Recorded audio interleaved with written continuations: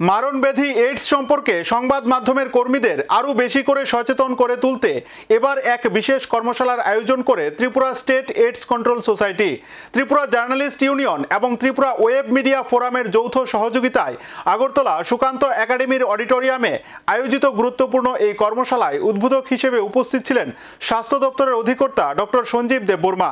এছাড়াও ছিলেন তথ্য ও সংস্কৃতি দপ্তরের অধিকর্তা বিম্বিসার ভট্টাচার্য, এইডস কন্ট্রোল সোসাইটির প্রজেক্ট ডিরেক্টর সমাপ্রিতা দত্ত, জার্নালিস্ট ইউনিয়নের সম্পাদক প্রণব সরকার সহ আরও অনেকে। রাজ্যে উদ্বেগজনকভাবে বাড়ছে এইডস আক্রান্তের সংখ্যা।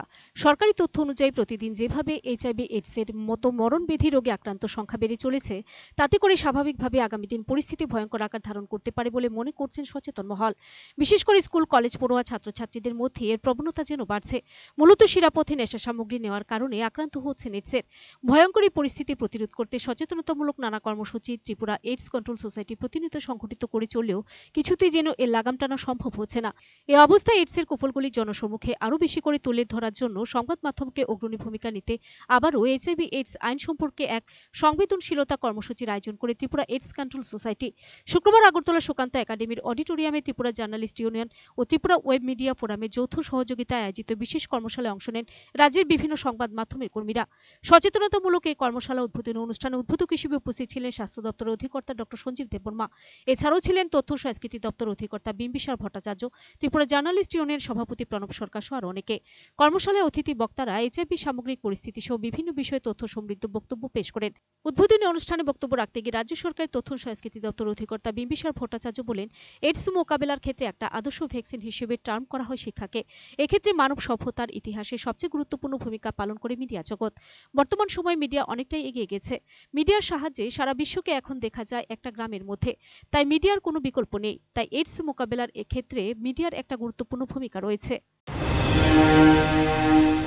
আমাদের মানব সভ্যতার যে কয়েকটা ডিজাস্টার্স জিনিস আসতে পারে বা অলরেডি এটা নিয়ে প্রিহেনশন আছে বা অনেক দেশের মধ্যে সাফারও হয়েছে, তার মধ্যে এইডস একটি অন্যতম।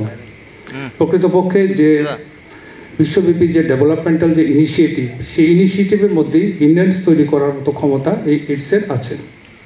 এইচআইভি এবং তার পরবর্তীকালে এইডসের মধ্যে আছে। এখন এটা নিয়ে এখানে বিস্তৃতভাবে আলোচনা করা হবে।